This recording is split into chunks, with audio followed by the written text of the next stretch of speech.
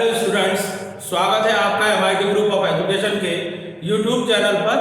और आज हम डिस्कस करेंगे Coulomb's law in vector form. पिछले वीडियो में हमने कूलॉम्स लॉ को पढ़ा था। कूलॉम्स लॉ किसी चार्ज, दो चार्ज के बीच में लगने वाले फोर्स का मैग्नीट्यूड बताता है।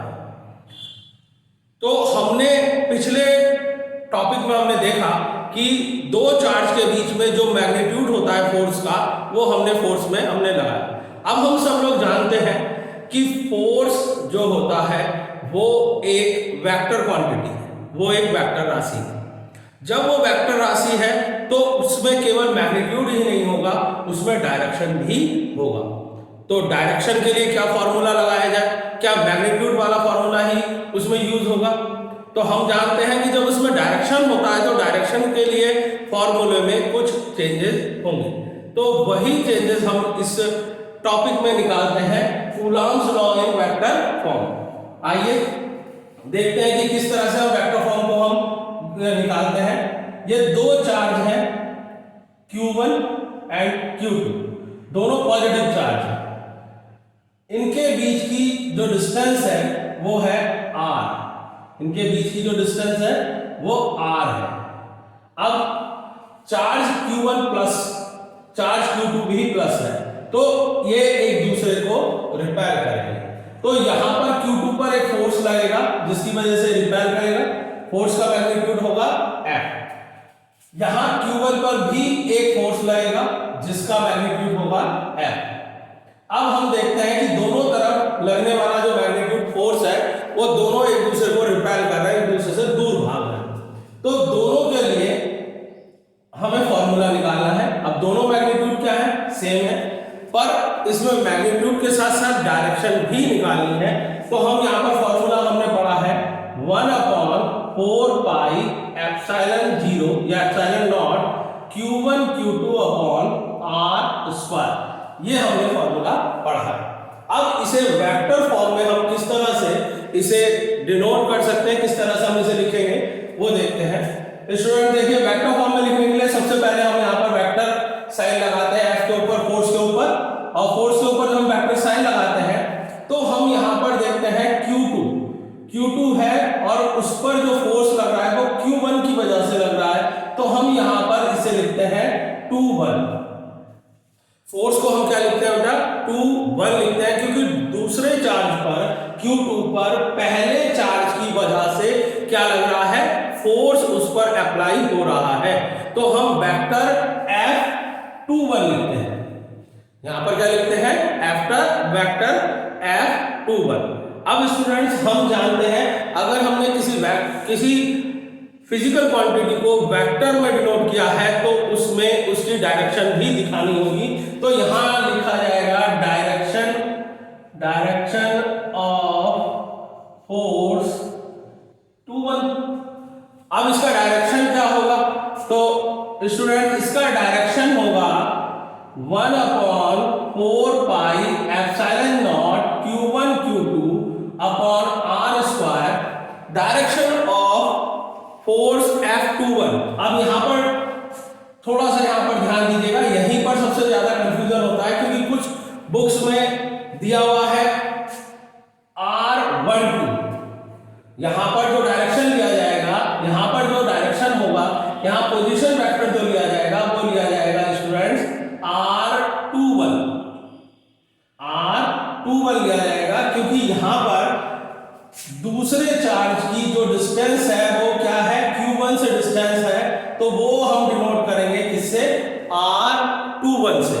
तो यहां पर यूनिट वेक्टर आएगा यूनिट वेक्टर R21। आप लोगों ने, अगर आपको ध्यान हो तो हमने 11th के वेक्टर चैप्टर में पढ़ा है यूनिट वेक्टर के बारे में। यूनिट वेक्टर होता है जिसकी वैल्यू 1 होती है और जो केवल डायरेक्शन को दिखाता है। डायरेक्शन को अगर हमें किसी क्वांटिटी में दिखाना है तो हम उसके लिए हम क्या लगाते हैं? यूनिट वेक्टर लगाते हैं। तो यहां पर जो यूनिट वेक्टर आएगा वो आएगा R21। यूनिट वेक्टर हम यहां पर लेंगे R21। तो क्योंकि यहां पर R R21, यहां से भी ध्यान रख सकते हैं कि फोर्स जो लग रहा है दूसरे चार्ज पर, फोर्स लग रहा है पहले वाले चार्ज के लिए, तो हम उसे लिखते हैं F21। इसी तरह से यहाँ पर जो इसका पोजीशन वेक्टर होगा या डायरेक्शन ऑफ फोर्स F21 होगा, वो क्या होगा, कैप लगाते हैं यूनिट वेक्टर के लिए, ये कहलाता है यूनिट वेक्टर, ये कहलाता है यूनिट वेक्टर, जिसे हिंदी में हम कहते हैं एकांक वेक्टर।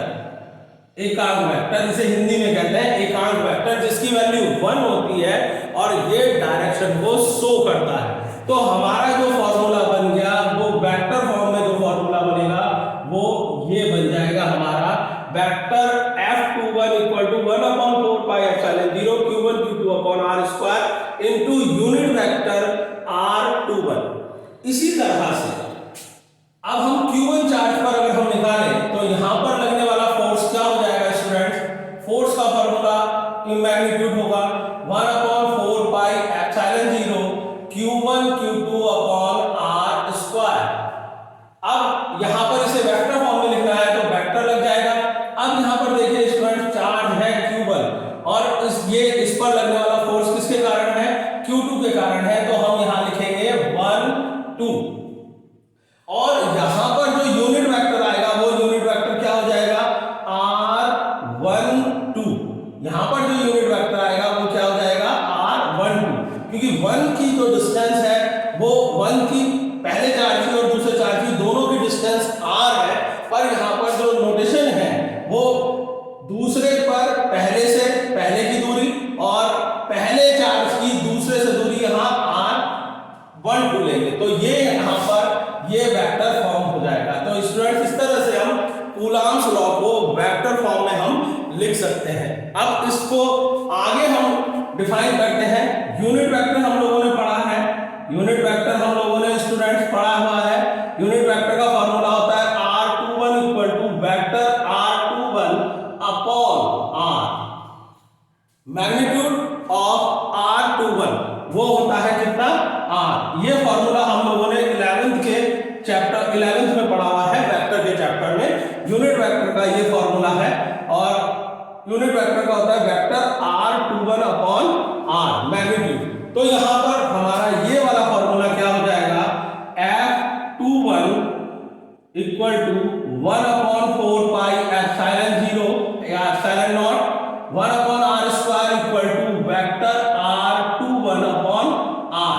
तो यहां पर हम लिख सकते हैं इसे F21 equal to 1/4 pi epsilon 0 Q1 Q2 upon R3, यहां पर R स्क्वायर और R है, R3 हो जाएगा वेक्टर R21।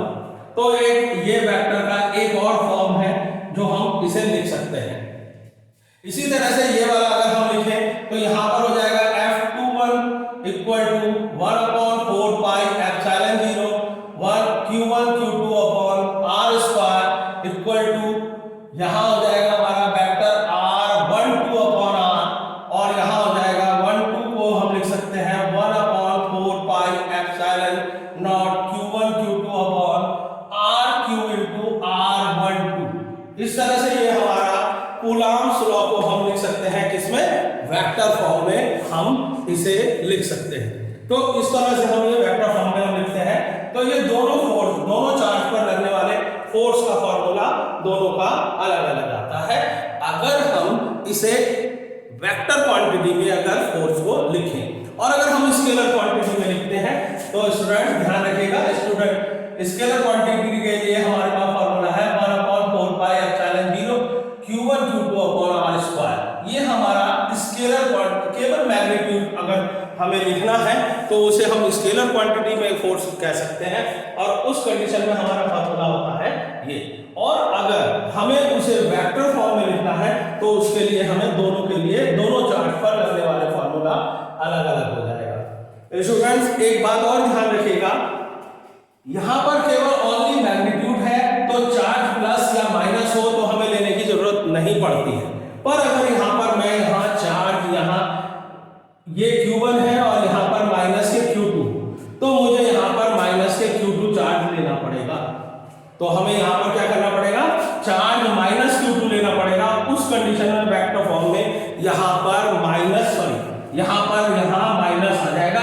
ये चार्ज माइनस का, एक चार्ज माइनस का है और दूसरा प्लस का है। और मान लीजिए दोनों ही चार्ज माइनस के हैं, उस कंडीशन में यहाँ पर माइनस माइनस होकर के फिर ये प्लस का आ जाएगा। पर अगर एक प्लस चार्ज है और एक माइनस चार्ज है तो हमें मैग्नीट्यूड में यहाँ पर माइनस लेना पड़ेगा। ध्यान रखिएगा स्टूडेंट, जिसमें केवल मैग्नीट्यूड निकालना होता है उसमें हम चार्ज में हमें चार्ज को अलग अलग प्लस या माइनस लेने की जरूरत नहीं होती है, उसमें दोनों का मान प्लस में ही होता है। पर अगर हमें उसे वेक्टर फॉर्म में उसे निकालना है या लिखना है तो उसमें हम चार्ज का ध्यान रखेंगे, पॉजिटिव है तो पॉजिटिव और नेगेटिव है तो उसमें हम उसे नेगेटिव लेंगे। तो ये कूलॉम्स लॉ का वेक्टर फॉर्म है। उम्मीद करता हूं आप लोगों को समझ में आ गया होगा। अभी हम इसकी डेफिनेशन लिखते हैं कि अगर हमारे पास वेक्टर फॉर्म आ जाए तो उसे हमें किस तरह से लिखना है, ये मैंने आपको समझा दिया है। अब इसकी डेफिनेशन देखते हैं।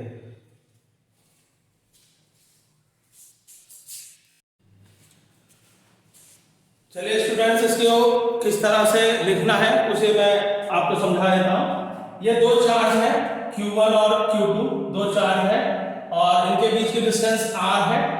पहले वाले के कारण लगने वाला फोर्स है वेक्टर F21 और यहाँ पर है वेक्टर F12 और इसका जो डिस्प्लेसमेंट है, जो इसका डायरेक्शन है वो यहाँ पर यूनिट वेक्टर है R21 और यहाँ पर है R12। तो यहाँ पर जो है हमने इसे एक छोटा सा डायग्राम बना लिया। Let Q1 and Q2 be two point charge of the same sign separated by a distance r in vacuum। ये दो चार्ज रखे हुए हैं वैक्यूम में और सेम साइन के हैं, प्लस, दोनों पर प्लस चार्ज है। Let F21 be the force of Q2 due to Q1। Q2 पर Q1 की वजह से फोर्स लग रहा है। Vector F12 be the force on Q1 due to Q2। 1 पर लगने वाला है Q2 के कारण, तो हमारा फॉर्मूला क्या हो जाएगा? हमारा फॉर्मूला हो जाएगा vector F21 1/4 pi epsilon 0 Q1 Q2 r square into vector unit. तो ये डायरेक्शन दिखाएंगे, वेक्टर बना, वेक्टर का फॉर्मूला लिखना है कूलॉम्स लॉ को वेक्टर फॉर्म में लिखना है तो डायरेक्शन हमें दिखाना होगा, तो वो होगा यूनिट वेक्टर R21। अभी हम लोग इस बारे में डिस्कस कर चुके हैं, आप लोगों को ये नोट डाउन कर लेना है। Where R21 is a unit vector pointing from Q1 से Q2। ये यूनिट वेक्टर है जो Q1 से Q2 पर पॉइंट कर रहा है। इसी तरह से हम लिख सकते हैं 1 2 को, इस वाले फोर्स को हम लिख सकते हैं। उसके बाद हमने लिखा है where 1 2 is a unit vector pointing from Q2 Q1। अब the equation 1 and 2 express Coulomb's law in a vector form। तो ये एक्सप्रेस कर रहा है किसे? Coulomb's law को वेक्टर फॉर्म में। अब इसको अनदर वे में हम इसे लिख सकते हैं। If R21 is a displacement vector from a Q1 to Q2 then 21 क्या है? डिस्प्लेसमेंट वेक्टर है, तो हम यहाँ पर यूनिट वेक्टर का फॉर्मूला लिख सकते हैं vector R21 upon R। R is the magnitude of the displacement vector R21। ये क्या है? इसका मैग्नीट्यूड है। ये फॉर्मूला हम लोगों ने 11th के वेक्टर वाले चैप्टर में हमने पढ़ा रखा है। तो यहाँ पर ये आ जाएगा R unit vector R21 equal to vector R21 upon R। यहाँ पर हम पहली इक्वेशन में हम इसे रिप्लेस कर देंगे इस वाले फॉर्मूले को, तो यहाँ पर यूनिट वेक्टर R21 की जगह पर हम लिख सकते हैं क्या? Vector R21 upon R। R से R क्या हो जाएगा? यहाँ स्क्वायर है और एक R आ जाता है तो क्यूब आ जाता है, तो इसका ये अनदर फॉर्म है कूलॉम्स लॉ। इसी तरह से दूसरे वाले फोर्स के लिए भी हम इसे इस तरह से लिख सकते हैं। ये आप लोग नोट डाउन कर लीजिए, कूलॉम्स लॉ का वेक्टर फॉर्म।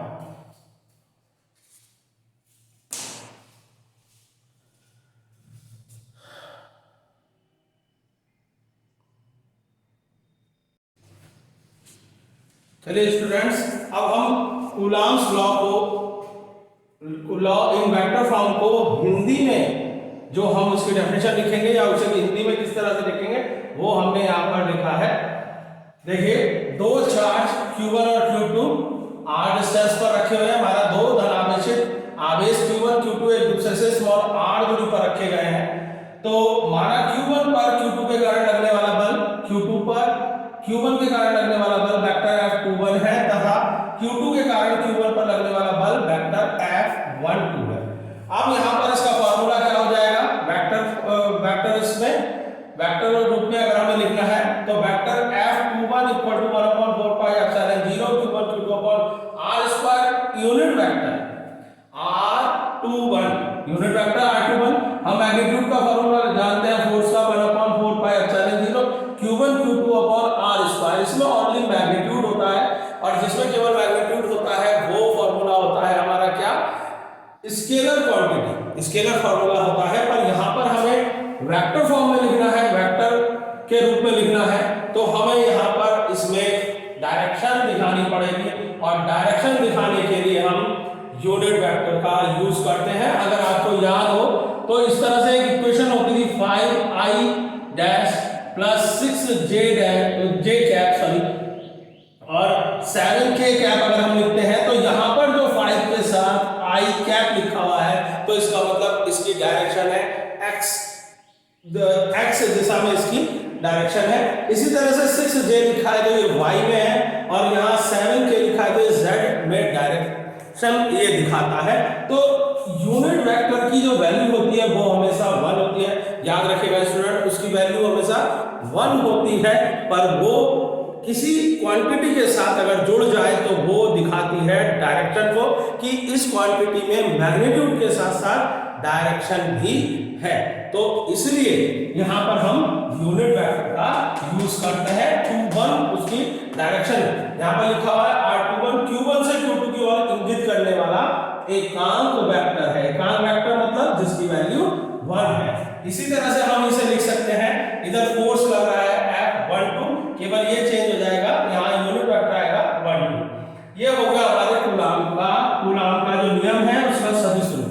अब अगर हम इसे दूसरे रूप में भी लिख सकते हैं, मतलब इसे और थोड़ा सा विस्तार करते हैं तो हम यहाँ पर लिखते हैं यूनिट वेक्टर का फॉर्मूला रख देते हैं। जहां पर ये विस्थापन सदिश है क्या, वेक्टर R21, तो यहाँ यूनिट वेक्टर का फॉर्मूला रख देते हैं, यूनिट वेक्टर R कैप 121, तो हो जाएगा यहाँ वेक्टर R21 अपॉन R क्या है, यहाँ मैग्नीट्यूड है। ये फॉर्मूला हमने 11th में पढ़ा है। तो हम अगर इसे रिप्लेस कर दें यहाँ पर, इसकी जगह पर, इस जगह पर हम यहाँ पर ये फॉर्मूला इक्वेशन 1 में रख दें, तो इक्वेशन 1 में हम इसका फॉर्मूला रख दें तो हमारी इक्वेशन कुछ इस तरह से हो जाएगी, vector F21 equal to 1/4 pi epsilon 0 Q1 Q2 upon R square, vector R21 upon R, इस R स्क्वायर और Q ये मिलकर के हो जाएगा R3। तो हमारा जो वेक्टर फॉर्म है वो इस तरह से आ जाएगा और इसे हम इसी तरह से दूसरी इक्वेशन को भी लिख सकते हैं। इस तरह से स्टूडेंट्स ये इसका जो है कूलाम्स का वेक्टर फॉर्म है। नेक्स्ट टॉपिक नेक्स्ट वीडियो में करेंगे। आपको वीडियो अगर पसंद आ रहा हो तो इसे ज्यादा से ज्यादा स्टूडेंट्स तक पहुंचाइए। ये वीडियो आप फ्री में सब्सक्राइब कर सकते हैं YouTube चैनल पर, इसके लिए आपको कोई चार्ज पे नहीं करना होगा और हमारी कोशिश है कि जो स्टूडेंट्स इसे देखें वो हिंदी और इंग्लिश दोनों में इसे समझने में आसानी हो, इसलिए हमने इस वीडियो को थोड़ा बड़ा लग सकता है आपको वीडियो, इसे हिंदी और इंग्लिश दोनों में बनाया है। जो इंग्लिश के स्टूडेंट हैं वो इंग्लिश तक ही पढ़े, हिंदी वाले स्टूडेंट इसे आगे देख सकते हैं हिंदी में और दोनों को इसमें फायदा पहुंचेगा। तो अधिक से अधिक स्टूडेंट तक इस चैनल को पहुंचाइए। Thank you.